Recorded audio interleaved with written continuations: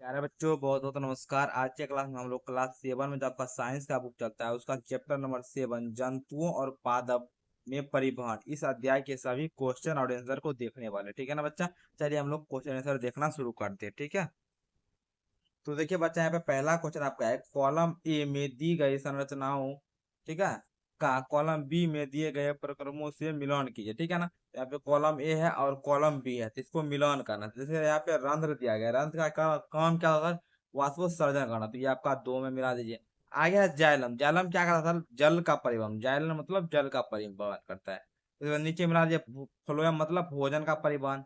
उसके बाद है मूलरोम। तो मूलरोम क्या था? अवशोषण करेगा किसका? जल का। तो मारिए ए नंबर। तो इस प्रकार से आप लोग मिला लीजिएगा ना बच्चा। ठीक है, चलिए अगला क्वेश्चन हम लोग देखते हैं। ठीक है, तो अगला क्वेश्चन देखने से पहले कुछ बच्चे मेरा नाम पूछते, सर आपका नाम क्या है? तो मेरा नाम है देव सर। ठीक है, यहाँ पे लिख दे रहे हैं, तो आप लोग याद रखिएगा देव सर। ठीक है ना, जो कि आपको साइंस पढ़ाते हैं। ठीक है, चलिए तो हम देखते हैं अगला क्वेश्चन को। आप लोग देखिए किस प्रकार से आप लोग को करना होता है। यहाँ पे रिक्त स्थान की पूर्ति करना। ठीक है, खाली जगह को भरना है। किस किस शब्द से आप लोग पढ़ेगा, चलिए हम लोग देख लेते हैं। पहला क्या है? हृदय से रक्त का शरीर के सभी अंगों में परिवहन डैश के द्वारा होता था। आप लोग जानते हैं धमनी के द्वारा होता है। हृदय से पूरे शरीर में रक्त फैलता है, लिखिएगा धमनिया। ठीक है, लिख देते हैं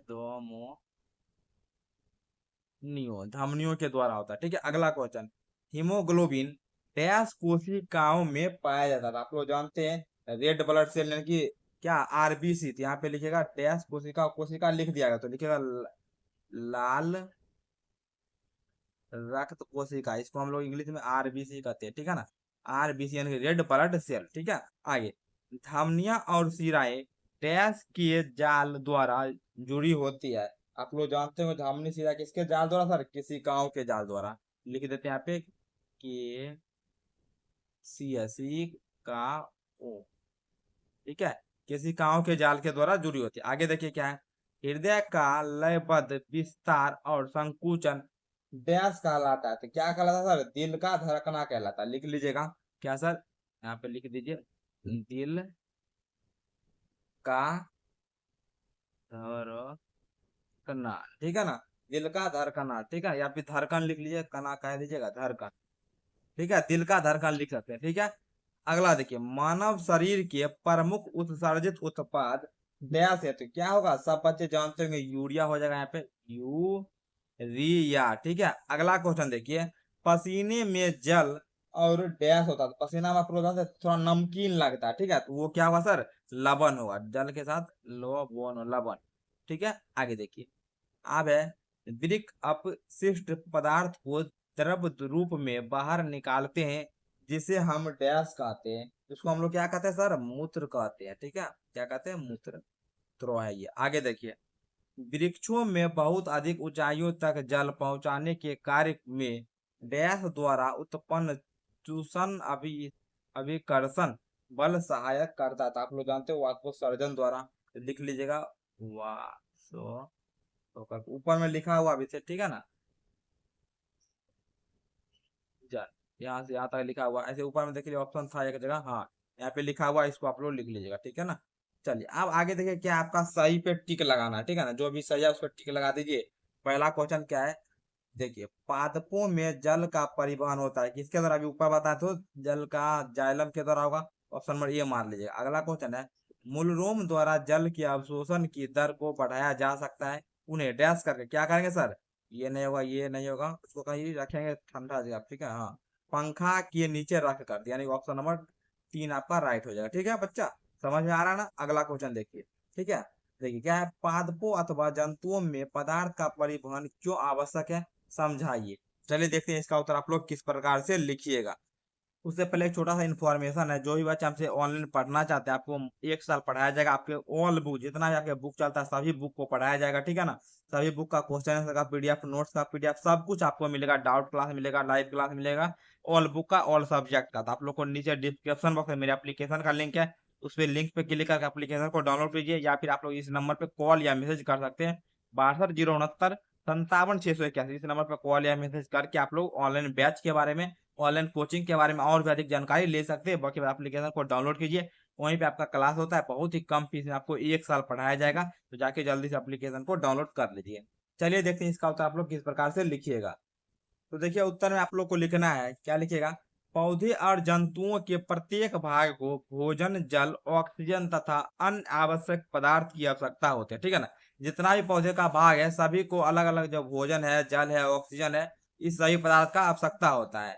इन पदार्थों को एक स्थान से दूसरे स्थान तक पहुंचाने के लिए परिवहन तंत्र आवश्यक है। जो परिवहन तंत्र है वो आवश्यक है ताकि सभी भाग तक आसानी से खाना पीना पहुंच सके। इसी प्रकार शरीर के अपशिष्ट पदार्थ को बाहर निकालने के लिए भी परिवहन आवश्यक है, ठीक है ना। भोजन में सब कुछ इंपॉर्टेंट चीज जाना और जो अपशिष्ट पदार्थ है उसको निकालना, दोनों के लिए परिवहन तंत्र आवश्यक है, ठीक है ना। ये आप लोग उत्तर में लिख लीजिएगा, ठीक है। चलिए अगला क्वेश्चन देखते हैं। अगला क्वेश्चन है, क्या होगा यदि रक्त में पट्टिकाणु नहीं होंगे, ठीक है ना। तो इसका उत्तर आप लोग कैसे लिखिएगा वो देखिए। अगर रक्त में पट्टिकाणु नहीं होगा तो क्या होगा, पट्टिकाणु यानी प्लेटलेट्स, ठीक है ना। उत्तर कैसे लिखिएगा वो देखिए आप लोग। तो उत्तर लिखना है, यदि रक्त में पट्टिकाणु नहीं होंगे तो चोट लगने पर रक्त का थक्का आसानी से नहीं बनेगा और रक्त स्राव लंबे समय तक होता रहेगा। जो प्लेटलेट्स होता है इसका काम होता है ब्लड को थक्का करना। अगर ब्लड में प्लेटलेट्स नहीं होगा तो ब्लड आपका थक्का नहीं होगा, जिस कारण अगर कहीं भी आपका कटता है तो प्लेट कंटिन्यूसली आपको शरीर से बाहर निकलते रहेगा, ठीक है। ठीक है, अगला क्वेश्चन देखिए, रंध्र क्या है, रंध्रों के दो कार्य बताइए। तो चलिए देखते हैं इसका उत्तर आप लोग कैसे लिखिएगा। तो लिखिएगा, पत्तियों की सतह पर पाए जाने वाले सूक्ष्म छिद्रों को रंध्र स्ट्रोमाटा कहते हैं, ठीक है ना। पत्ती के सतह पे आपको छोटा छोटा छिद्र दिखेगा जिसको स्ट्रोमाटा या फिर रंध्र कहते हैं, ठीक है। इसके कार्य की बात करें तो कार्य में लिखिएगा, इनके द्वारा पौधों में गैस का आदान प्रदान होता है। अगला, इनके द्वारा वाष्पोत्सर्जन के रूप में जल वाष्प बाहर निकलता है। तो इसके द्वारा क्या होता है, गैस का आदान प्रदान होता है और वो जो पौधा से हल्का हल्का जल वाष्प निकलता है, ठीक है, वो भी इसी रंध्र के द्वारा होता है। तो ये दोनों इसका कार्य हो गया, आप लोग लिख लीजिएगा, ठीक है। तो बच्चा अगला क्वेश्चन क्या कर रहे हैं, क्या वाष्पोत्सर्जन पादपों में कोई उपयोगी कार्य करता है। तो चलिए देखते हैं इसका उत्तर आप लोग कैसे लिखिएगा। तो उत्तर लिखिएगा हाँ, ठीक है ना, वाष्पोत्सर्जन पौधे के लिए उपयोगी है, ठीक है ना। ठीक है, ये लिख लीजिएगा। आगे, यह पौधों में जल और खनिज लवणों के ऊपर की ओर परिवहन में सहायता करता है तथा पौधों को ठंडा रखने में भी मदद करता है। वाष्पोत्सर्जन के कारण पौधा जो वो ठंडा रहता है। तो आप लोग इसको नोट अच्छे से कर लीजिएगा। चलिए देखते हैं अगला क्वेश्चन। चलिए अगला क्वेश्चन क्या है, रक्त के मुख्य घटकों के नाम लिखे। तो रक्त में जानते हैं आप लोग क्या पाया था सर, आरबीसी होगा सर, डब्ल्यूबीसी होगा और क्या एक होता है प्लेटलेट, ठीक है ना।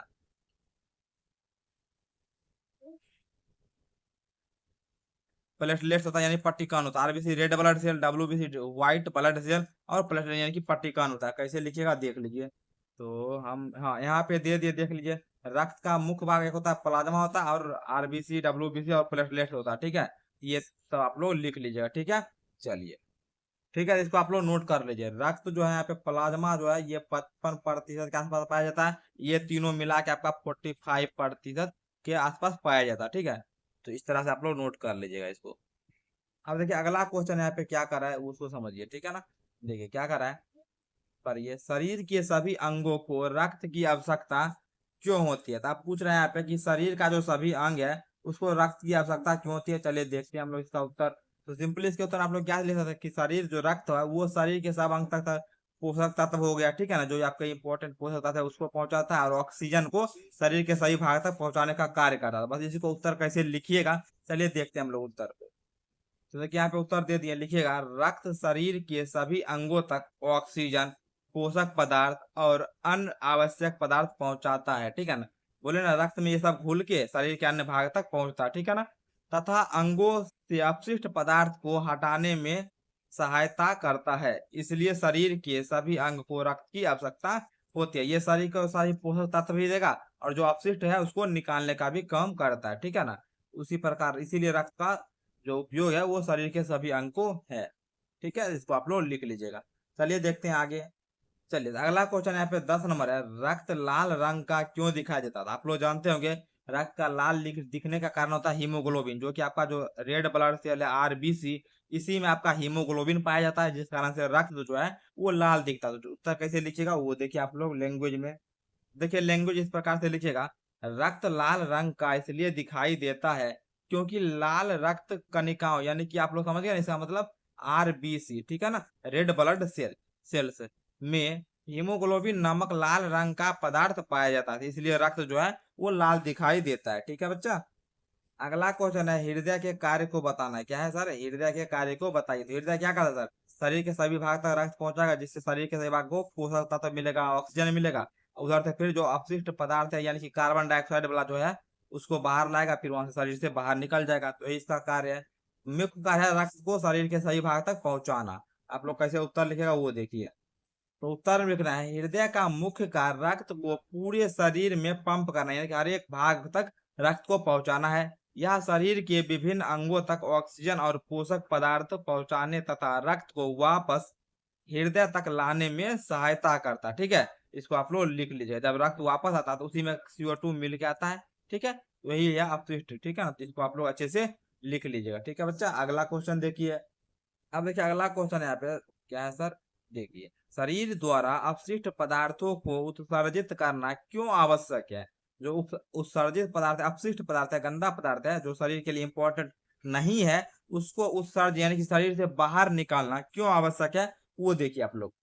तो उत्तर में लिखिएगा शरीर में होने वाली विभिन्न क्रियाओं से अपशिष्ट पदार्थ बनते हैं। ठीक है ना, हम लोग काफी शरीर में जो क्रिया चलती है, जो जो कार्य होता है उसके कारण अपशिष्ट पदार्थ बनता है। यदि ये शरीर में जमा हो जाए तो शरीर को नुकसान पहुंचाते हैं। ठीक है ना, शरीर को नुकसान पहुंचा सकते हैं। इसलिए शरीर के स्वस्थ हो स्वास्थ्य को बनाए रखने के लिए अपशिष्ट पदार्थ को बाहर निकालना आवश्यक है। जो शरीर में हम लोग काफी किया जाता है, जैसे भोजन का पाचन हो गया तो पाचन के बाद अपशिष्ट पदार्थ बनेगा। ठीक है, तो अपशिष्ट पदार्थ को शरीर से बाहर निकालना आवश्यक इसलिए है क्योंकि शरीर का जो हेल्दी रखना इंपॉर्टेंट है, इसलिए हमको उसको शरीर से बाहर निकालना पड़ता है। ठीक है, तो आप लोग इसको लिख सकते हैं उत्तर में। चलिए अगला क्वेश्चन क्या है, मानव उत्सर्जन तंत्र का चित्र बनाइए और उनके विभिन्न अंगों को नामांकित कीजिए। यानी चित्र बना के सभी अंग को, सभी पार्ट को नामक यानी कि नाम लिख के दर्शाना। कैसे बनाइएगा देखिए आप लोग उत्तर। तो देखिए आपके बुक में यहाँ पे एक चित्र दिख रहा होगा, ये आपके बुक में दिया गया है, आप लोग इसी चित्र को उतार लीजिएगा। ठीक है ना, यही है आपका मानव उत्सर्जन तंत्र का चित्र ही दिया गया है। यहाँ पे वृक्क है यानी कि किडनी हो गया, ये यहाँ पे नामांकित भी है। उसके बाद यह मूत्र वाहिनी, जिसको अगर इंग्लिश में बात करें तो यूरेटर कहते हैं। ठीक है, ये है मूत्राशय, जहाँ पे मूत्र यूरिन जो है जमा होता है, इसको हम लोग क्या कहते हैं सर? यूरिनी ब्लेडर कहते हैं। ठीक है ना, आगे देखिए यह है मूत्र मार्ग, उसके बाद है मूत्र रंध्र, तो मूत्र मार्ग को सर यूरेथ्रा कहते हैं। ठीक है, इस प्रकार से आपके बुक में ही चित्र है, तो इसको आप अच्छे से बना सकते हैं। पेज नंबर है 79। ठीक है ना, पेज नंबर 79 है। इसी पेज पे आपका चित्र दिया गया है, मानव उत्सर्जन तंत्र, और इसका नामांकित चित्र है। तो आप लोग इसी चित्र को बना लीजिएगा, जो नाम यहाँ पे दर्शाया गया उसी नाम को लिख लीजिएगा, तो आपका आंसर हो जाएगा। ठीक है ना बच्चा। तो इस प्रकार से हमने सभी क्वेश्चन का आंसर आपको बता दिया है। अगर आपको जरा सा भी डाउट है तो नीचे कमेंट कर सकते हैं।